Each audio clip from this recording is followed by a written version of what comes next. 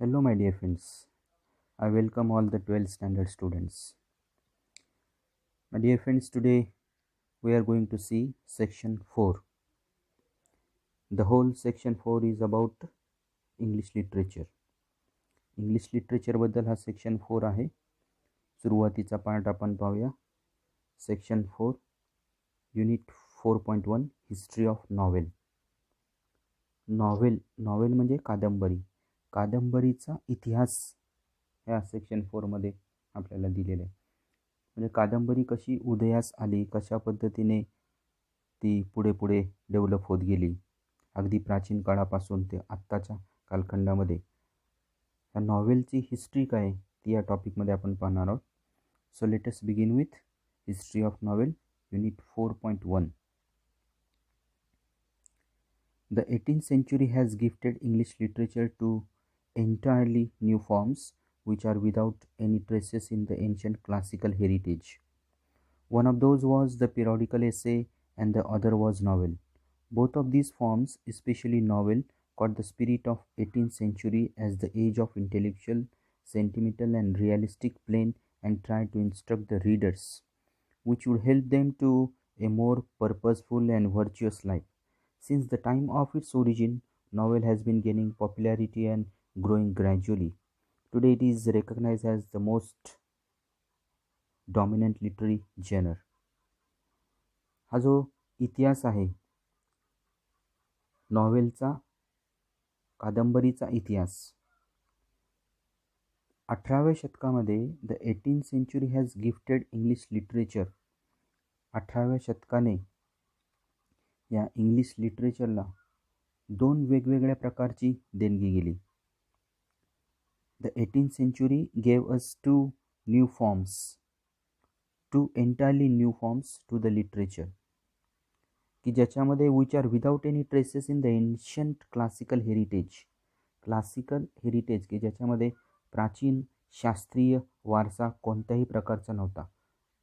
Heritage म्हणजे वारसा आणि क्लासिकल म्हणजे अगदी एन्शंट म्हणजे प्राचीन, म्हणजे प्राचीन शास्त्रीय वारसा नसलेला, कोणत्याही प्रकारचं त्याला क्लासिकल हेरिटेज नाही, अशा प्रकारचे दोन फॉर्म्स 18व्या शतकाने दिले या इंग्लिश लिटरेचरला. आणि त्याच्यामध्ये कोणते फॉर्म आहेत? One of those was periodical essay and the other was novel. एक पिरियॉडिकल एसे आहे आणि एक नॉवेल आहे. आता हे दोन्ही जे फॉर्म आहेत, बोथ ऑफ दीज फॉर्म्स, की ज्याच्यामध्ये स्पेशली पर्टिक्युलरली नॉवेलचा विचार केला तर नॉवेल हे 18व्या शतकामध्ये, कादंबरीमध्ये 18व्या शतकातील प्रतिबिंब आपल्याला आढळते. The novel caught the spirit of the 18th century as the age of intellectual, sentimental and realistic plain and tried to instruct the readers. की 18व्या शतकामध्ये आपल्याला कादंबरीचं प्रतिबिंब आपल्याला त्याच्यामध्ये दिसतं, की ज्याच्यामध्ये ते कसं होतं, इंटेलेक्च्युअल, एज ऑफ सेंटिमेंटल आणि एज ऑफ रिअलिस्टिक, या सगळ्या गोष्टी त्याच्यामध्ये आपल्याला पाहायला मिळत होत्या, की ज्यांच्यामुळे जे रीडर्स आहेत, म्हणजे जे वाचक आहेत, त्यांचं खऱ्या अर्थाने जीवन अर्थपूर्ण, रिअलिस्टिक, अर्थपूर्ण आणि सत्वशील होण्यासाठी वेगळ्या प्रकारचं त्यांना असं एक मार्गदर्शन मिळालं. म्हणजे ह्या वाचकांना 18व्या शतकामधून त्यांचं आयुष्य एक वेगळं पर्पजफुल आणि व्हर्च्युअस लाईफ झालं. कशामुळे? केवळ त्या नॉवेलमुळे. Because of this novel the life of the human being it become very purposeful and virtuous life. आणि तेव्हापासून त्या ओरिजिनपासून, अगदी प्राचीन काळापासून, कादंबरीच्या अगदी सुरुवातीपासून त्याला वेगवेगळ्या प्रकारे प्रसिद्धी मिळत गेली. The novel has been gaining popularity, वेगवेगळ्या प्रकारची प्रसिद्धी त्या नॉवेलला अगदी प्राचीन काळापासून मिळाली आणि ते उत्तरोत्तर त्याची प्रगती होत गेली. आणि आज today it is recognise as the most dominant literary genre, आणि खूप प्रभावी वाङ्मयाचं अंग म्हणून ते ओळखलं जातं. की आज जर विचार केला तर नॉवेल म्हणजे खऱ्या अर्थाने एक वाङ्मयाचा एक चांगला प्रकार म्हणून ओळखला जातो. Novel is A relatively long narrative fiction which describes intimate human experiences, normally in a prose form. The present English word novel is derived from the Italian novella, meaning new. A novel narrates a story, embellishing it with more details of time, place, nature, people, and their minds, their gestures, and activities. It creates the picture of the society of the time.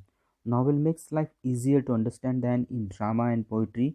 In modern era, novel has adopted literary prose. Novel is a long narrative fiction. म्हणजे novel हा एक कथनात्मक एक वेगळा असा खूप मोठा असा प्रकार आहे की ज्याच्यामध्ये इंटिमेट ह्युमन एक्सपिरियन्सेस, मानवाच्या जीवनाशी निगडीत असणाऱ्या वेगवेगळ्या गोष्टी त्या प्रोज फॉर्ममध्ये तिथं सांगण्याचा प्रयत्न केलेला असतो. मानवाला आलेले वेगवेगळ्या प्रकारचे अनुभव वाक्यांच्या स्वरूपामध्ये सांगण्याचा प्रयत्न ह्या कादंबरीमध्ये केलेला असतो. The present English word novel is derived from Italian novella. Novella शब्द नॉव्हेला या इटालियन शब्दापासून आलेला आहे. नॉव्हेला या शब्दाचा अर्थ आहे न्यू. तो इटालियन शब्द आहे आणि त्याच्यापासून नॉवेला शब्द तयार झाला. नॉवेलमध्ये काय, that novel narrate story. Novel काय करतं तर वेगवेगळ्या प्रकारची कथा सांगण्याचा प्रयत्न करतं आणि त्या कथा एकदम सुशोभित करून चांगल्या पद्धतीने लोकांच्या समोर मांडण्याचा प्रयत्न ते नॉवेल करतं. नॉवेलमध्ये टाईम, प्लेस, नेचर, पीपल आणि त्या लोकांची मनं किंवा हावभाव किंवा ॲक्टिव्हिटीज या सर्व गोष्टी वेगळ्या प्रकारे चांगल्या प्रकारे लोकांच्या समोर एकदम डेकोरेट करून मांडण्याचा प्रयत्न तो कादंबरी लिहिणारा व्यक्ती नॉवेलमधून करण्याचा प्रयत्न करत असतो. त्या नॉवेलमध्ये काय केलं असतं, that novel it creates the picture of society of that time. म्हणजे थोडक्यात नॉवेलमध्ये एका समाजाचं चित्रण, त्या कालखंडामध्ये समाजाचं चित्रण वर्णन केलं असतं. म्हणजे 16व्या शतकामध्ये समाज कसा होता, मग तो समाज आपल्याला बघायचा असेल तर 16व्या शतकातलं एखादं नॉवेल आपण वाचलं पाहिजे, मग तेव्हा आपल्याला कळेल. मग ज्या शतकामध्ये जे लेखक आहेत ते लेखक समाजाचं प्रतिबिंब या कादंबरीमधून मांडण्याचा प्रयत्न करतात. नॉवेलमुळे काय होतं, that novel makes life easier to understand than in drama and poetry. Drama आणि पोएट्रीच्या तुलनेमध्ये नॉवेलमध्ये व्यक्तीचं आयुष्य एक वेगळ्या पद्धतीने इझिली आपल्याला कळतं, की कदाचित ते कवितेमधून कळत नसेल थोड्याफार प्रमाणात चांगल्या प्रकारे, ड्रामामधून ते कळत नाही, पण नॉवेलमधून आपल्याला एक योग्य प्रकारे व्यक्तीचं आयुष्य, मानवाचं आयुष्य कसं आहे ते खऱ्या अर्थाने आपल्याला नॉवेलमधून कळतं. मॉडर्न एरामध्ये नॉवेलने लिटररी प्रोज ॲडॉप्ट केलेलं आहे. म्हणजे या नवीन आधुनिक युगामध्ये कादंबरी हा एक साहित्यिक गद्य प्रकार म्हणून ओळखला जातो. That it is novel has adopted the literary prose. एक वेगळा आधुनिक साहित्यिक गद्य प्रकार म्हणून ओळखला जातो novel. The novel as a literary genre has a history of about 2000 years. Among the early precursors of novel, a collection of tales known as Greek romances dating from the 2nd to 6th century may top the list. These imaginative and delightful stories of ideal love and marvelous adventures profoundly affected the creative writing for the next 1000 years. Though novel in the modern era usually makes use of a literary prose, the earlier threads of the genre can be found in Virgil's Eclogus or Malory's Maud de Archer or Geoffrey Chaucer's The Canterbury Tales. आता novel हा काय, novel is a relative long narrative fiction. Novel as a literary genre has a history of about 2000 years. ह्या कादंबरीला 2000 years 2000 वर्षांचा एक 200 वर्षांचा इतिहास आहे. या कादंबरीला 2000 years 2000 वर्षांचा खूप मोठा असा इतिहास आहे. आणि नॉवेलमध्ये कादंबरीमध्ये खऱ्या अर्थाने कादंबरीची नांदी अगदी सुरुवात, की ज्याच्यामध्ये वेगवेगळ्या प्रकारच्या कथा आहेत, की कोणत्या कथा आहेत की ग्रीक रोमॅन्सेस आहेत. आणि ह्या ग्रीक रोमॅन्सेस की दुसऱ्या आणि 6व्या शतकामध्ये या ग्रीक रोमॅन्सेस म्हणून ओळखला गेलेला अगदी सुरुवातीचा हा एक नॉवेल, एक प्रकार असं म्हटलं जातं की दुसरं शतक आणि 6वं शतक याच्यामध्ये ग्रीक रोमॅन्सेसबद्दल जास्तीत जास्त प्रमाणात वेगवेगळ्या प्रकारच्या कादंबऱ्या लिहिल्या गेल्या. आणि ह्या कादंबऱ्या कशा आहेत, एक इमॅजिनेटिव्ह आहेत आणि डिलाइटफुल स्टोरीज आहेत. काल्पनिक आणि आनंददायी अशा ह्या कथा की ज्याच्यामध्ये एक आयडियल लव, खऱ्या अर्थाने आयडियल प्रेम आणि एक अद्भुत साहस कथा की ज्याच्यामध्ये वेगळ्या प्रकारे ह्या लेखकाने लोकांच्या समोर मांडण्याचा प्रयत्न केला. एक क्रिएटिव्ह रायटिंग कसं असतं ते खऱ्या अर्थाने त्या वेगवेगळ्या 2ऱ्या आणि 6व्या शतकामध्ये लेखकांनी लोकांच्या समोर मांडलं. जरी हा प्रकार आधुनिक कादंबरीतील साहित्यिक असा गद्य म्हणून तयार होतो, तसा तो ओळखला जातो, तरी या कादंबरीचे, या नॉवेलचे जे धागे आहेत, अर्लियर थ्रेड्स, म्हणजे अगदी सुरुवातीचा कालखंडामध्ये नॉवेल कुठून सुरू झालं, earlier threads of the genre, म्हणजे ह्या कादंबरी प्रकाराचे धागे ते कुठे सापडतात आपल्याला, की व्हर्जिलच्या इकॉलॉगसमध्ये किंवा मेलॉरीच्या मॉर्ट डे आर्थर किंवा जॉफ्री चॉसर यांच्या कॅन्टरबरी टेल्समध्ये. ही लेखकांची नाव आहेत. जॉफ्री चॉसर हा लेखक आहे आणि त्याने लिहिलेले कॅन्टरबरी टेल्स, त्याच्यामध्ये खऱ्या अर्थाने आपल्याला या नॉव्हेलची अगदी सुरुवातीचा कालखंड कसा सुरू झाला, तो कॅन्टरबरी टेल्स या जॉफ्री चॉसरपासून सुरू झालेला तो प्रकार आपल्याला पाहायला मिळेल. म्हणजे आपल्याला खऱ्या अर्थाने नॉवेलचा अगदी सुरुवातीचा कालखंड बघायचा असेल तर काय करावं लागेल, व्हर्जिलचं इकॉलॉगस किंवा मॅलोरीचा मॉर्ट डे आर्थर किंवा जॉफ्री चॉसरचं कॅन्टरबरी टेल्स हे नॉवेल वाचावं लागेल आणि मग आपल्याला तो वेगळा प्रकार काय आहे ते आपल्याला ते कळेल. मुरास्की शिकिबू's Tales of Genji has been described as the world's first novel. The European novel is often said to begin with Don Quixote by Spanish writer Miguel de Cervantes, which was published in 2 parts between 1605 and 1615. मुरास्की शिकिबू यांनी लिहिलेली tail of Gen Z 1010 या कालखंडामध्ये लिहिलेली मुरास्की शिकिबू या लेखकाने लिहिलेली ही जी कादंबरी आहे ती जगातली पहिली कादंबरी म्हणून ओळखली जाते. म्हणजे जगामध्ये असणारी पहिली कादंबरी म्हणून जिचा उल्लेख केला जातो ती कादंबरी कोणती आहे, तर मुरास्की शिकिबू यांनी लिहिलेली टेल ऑफ जेंजी ही जगातील पहिली कादंबरी म्हणून ओळखली जाते. त्याच्यानंतर युरोपियन नॉवेल, त्याच्यामध्ये एक स्पॅनिश रायटर आहे मिग्युल डे सर्व्यांटेस नावाचा एक स्पॅनिश रायटर, त्या स्पॅनिश रायटरने लिहिलेली डॉन क्विक्झोट ही जी युरोपियन कादंबरी आहे, ती युरोपियन कादंबरी त्याने 2 भागामध्ये प्रकाशित केली. कोणत्या 2 भागामध्ये प्रकाशित केली, तर 1605 आणि 1615 त्या 2 पार्टमध्ये या मिग्युल डे सर्व्यांटेस या लेखकाने डॉन क्विक्झोट ही कादंबरी 2 पार्टमध्ये प्रकाशित केली. In the 18th century, the appearance of newspaper and magazines attracted a large number of readers from the middle class. These new readers had little interest in romances and tragedies which were appreciated by the upper class. 18व्या शतकामध्ये काय झालं बघा, in the 18th century, appearance of newspaper and magazine. 18व्या शतकामध्ये वर्तमानपत्र आणि magazine उदयास आले आणि वर्तमानपत्र आणि मॅगझिन उदयास आल्यामुळे त्याच्याकडे खूप मोठ्या प्रमाणात वाचक आकर्षित झाले. ते कोणते होते, मिडल क्लास, म्हणजे मध्यमवर्गीय समाजातील अनेक वाचक वर्तमानपत्रे आणि मासिक वाचायला लागले. त्याच्याकडे ते आकर्षित झाले.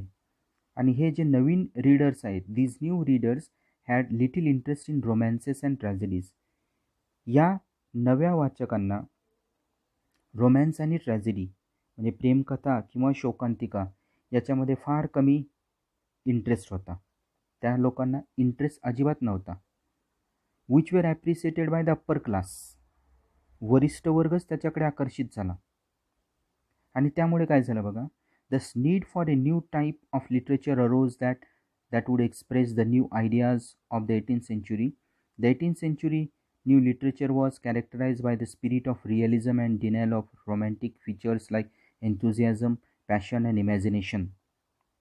आणि वरिष्ठ वर्गच, मोठा वर्गच याच्याकडे आकर्षित झाला. आणि या वरिष्ठ वर्गाकडे नवीन साहित्यिक प्रकाराची गरज निर्माण झाली. 18व्या शतकामध्ये वेगवेगळ्या वाङ्मय प्रकारामध्ये त्याच्यामध्ये वास्तववादाने ते प्रेरित होतं. 18वं शतक की ज्याच्यामध्ये स्पिरिट ऑफ रिअलिझम, वास्तववाद, रिअलिझम म्हणजे वास्तव जे काय आहे ते वाङ्मयामधून सांगण्याचा प्रयत्न केला जात होता. And denial of romantic features की ज्याच्यामध्ये इंथुझियाझम, पॅशन आणि इमॅजिनेशन या गोष्टी नाकारल्या गेल्या. म्हणजे कल्पकता असेल, भावनावशता असेल किंवा उत्साहवर्धता असेल, अशा वेगवेगळ्या गोष्टींना, या प्रेमकथांना नकारलं गेलं. All these things were rejected in the 18th century. The foreground for the novel was prepared by all these factors. After 1740, novel originated as the literary form in England.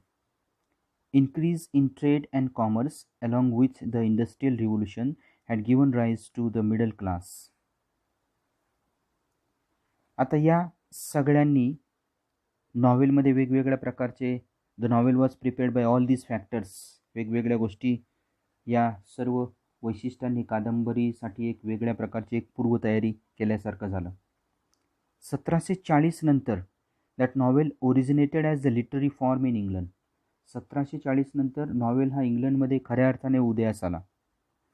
आणि जेव्हा खूप मोठ्या प्रमाणात ट्रेड अँड कॉमर्स म्हणजे उद्योग आणि व्यापार याच्यामध्ये इंग्लंडमध्ये खूप मोठ्या प्रमाणात औद्योगिक क्रांती झाली, की जेव्हा इंडस्ट्रियल रिव्होल्यूशन झालं आणि खूप मोठ्या प्रमाणात मध्यमवर्गीय समाज उदयास आला त्यावेळेला, म्हणजे खूप मोठ्या प्रमाणात इंग्लंडमध्ये औद्योगिक क्रांती झाली, उद्योग आणि व्यापार आणि इंग्लंडमध्ये झालेली औद्योगिक क्रांती यामुळे एक मध्यमवर्गीय समाज उदयास आला. आणि या समाजाने काय केलं बघा, the class of people had emerged to occupy an elite status.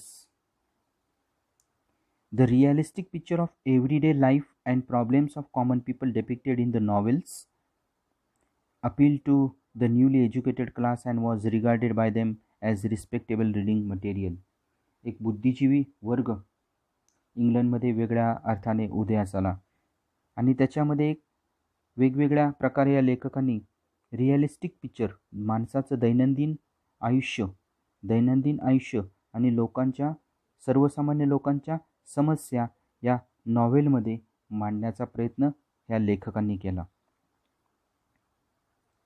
आणि खऱ्या अर्थाने वेगवेगळ्या प्रकारे हे सगळे जे नवीन विषय होते ते सुशिक्षित वर्गाला आवडायला लागले आणि कादंबऱ्या त्यांना खऱ्या अर्थाने वाचनीय वाटू लागल्या. म्हणजे जे बुद्धिजीवी वर्ग होते त्यांना ह्या वेगवेगळ्या प्रकारे लेखकांनी लिहिलेलं दैनंदिन जीवनामध्ये असणाऱ्या समस्या, त्यांच्या समस्या, सर्वसामान्य लोकांच्या समस्या जेव्हा त्यांना त्या कादंबरीमधून दिसू लागल्या तेव्हा या सगळ्या लोकांना ती कादंबरी वाचायला आवडू लागली. Thus, novel as a form appears to have been designed for both to voice the aspirations of the middle and lower classes and meet their longings. The spread of machines could provide a time to educated middle class for reading and discussion about the books. Drama and poetry were the two literary forms that were fading away. Novel was a combination of some features of them and some new features were added to the form. It was the prominent form in the 18th century and onwards to encompass the social, political and cultural happenings and scientific progress. तर अशा प्रकारे novel हा form जो आहे तो एक वेगळ्या पद्धतीने लोकांच्या समोर, या मध्यमवर्गीय व कनिष्ठवर्गीय समाजांच्या समोर त्यांच्या वेगवेगळ्या प्रकारच्या आशा आणि वेगवेगळ्या प्रकारच्या ॲस्पिरेशन्स म्हणजे आशा आणि आकांक्षा घेऊन त्यांचा आवाज म्हणून लिहिला जाऊ लागला. त्याच दरम्यान काय झालं, स्प्रेड ऑफ मशीन्स, खूप मोठ्या प्रमाणात मशीन्स म्हणजे यंत्राचा वापर जास्तीत जास्त लोक करू लागली आणि यंत्राचा वापर करू लागल्यामुळे एज्युकेटेड लोकांना भरपूर वेळ मिळाला आणि त्या वेळेचा उपयोग ती माणसं वाचनामध्ये करू लागली आणि त्यांच्यामध्ये डिस्कशन, रीडिंग आणि डिस्कशन त्या पुस्तकाबद्दल, एखाद्या नॉवेलबद्दल ते जास्तीत जास्त माणसं करू लागली. म्हणजे नॉवेल वाचायला त्या लोकांनी खऱ्या अर्थाने सुरुवात केली. कशामुळे? तर मशीनचा जास्तीत जास्त लोक वापर करू लागल्यामुळे. आणि त्यामुळे काय झालं, ड्रामा आणि पोएट्री हे 2 लिटररी फॉर्म खऱ्या अर्थाने त्या 2 लिटररी फॉर्मला उतरती कळा लागली.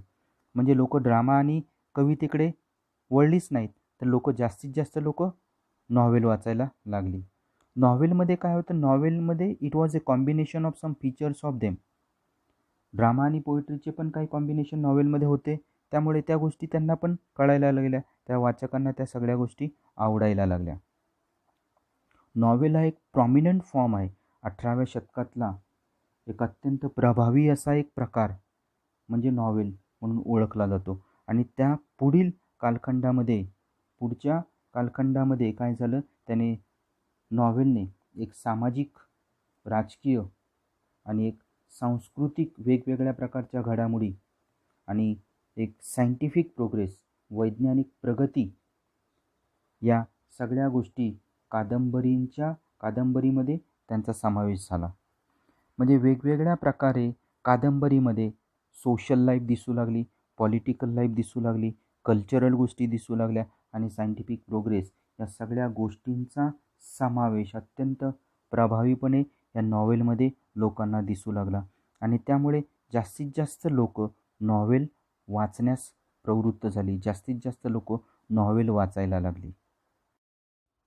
The pilgrim's progress by John Bunyan 1678 and Orinoco by Ephra Bayne 1688 initiated the plenteous and colorful tradition of English novel and was followed by Daniel Defoe, Robinson Crusoe, Moll Flanders and Jonathan Swift.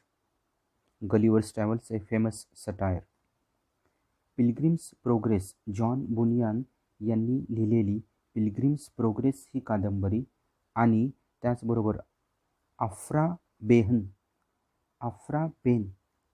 बेन यांनी लिहिलेली 1668 यांनी लिहिलेली ओरोनोको ही कादंबरी, या दोन्ही कादंबरींनी इंग्रजी वाङ्मयाला, या English नॉवेलला खूप मोठ्या प्रमाणात विविधता आणि विपुलता, खूप मोठ्या प्रमाणात वेगळ्या प्रकारची प्रसिद्धी देण्याचा हातभार लावला.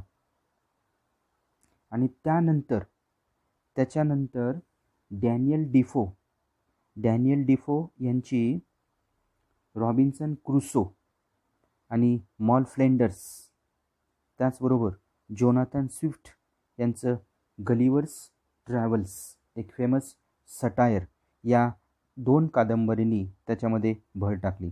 म्हणजे खऱ्या अर्थाने इंग्रजी वाङ्मय की ज्याच्यामध्ये नॉवेल फेमस हळूहळू कशामुळे होत गेलं, तर या रायटरमुळे. मग त्याच्यामध्ये जॉन बुनियन असेल किंवा अफ्रा बेन असेल किंवा रॉबिन्सन किंवा डॅनियल डिफो असेल आणि जोनाथन स्विफ्ट असेल, या फेमस लेखकांच्यामुळे खऱ्या अर्थाने या कादंबरीला एक वेगळी दिशा मिळायला लागली.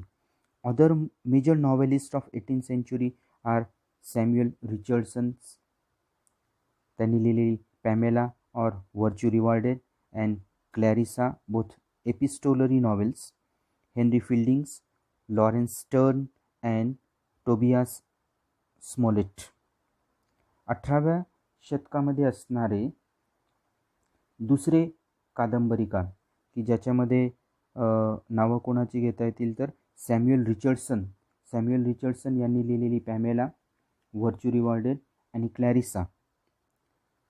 त्याचबरोबर हेनरी फिल्डिंग्स, लॉरेन्स स्टर्न आणि टोबियास स्मॉलेट हे लेखकसुद्धा 18व्या शतकामध्ये खऱ्या अर्थाने प्रसिद्ध होते.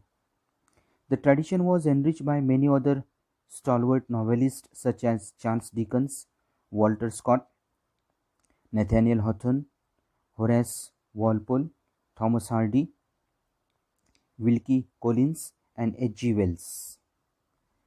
ही जी परंपरा आहे, ही परंपरा अशीच अनेक वेगवेगळ्या प्रकारच्या निर्भीड अशा कादंबरीकार लेखकांनी ही प्रथा हळूहळू पुढे अशीच चालू ठेवली, की ज्याच्यामध्ये कादंबरीकार, वेगवेगळ्या प्रकारचे कादंबरी लिहिणारे लेखक, त्याच्यामध्ये Charles Dickens, Walter Scott, Nathaniel Hawthorne, Horace Walpole, Thomas Hardy, Wilkie Collin आणि H.G. वेल्स या वेगळ्या लेखकांचा याच्यामध्ये समावेश होतो. The 20th century is marked by the modern topics and innovative style and techniques and widened angles of the views by the novelists like E.M. Forster, James Joyce, Joseph Conrad, Henry James, George Orwell, Graham Greene, D.H. Lawrence, William Golding and Anthony Burgess.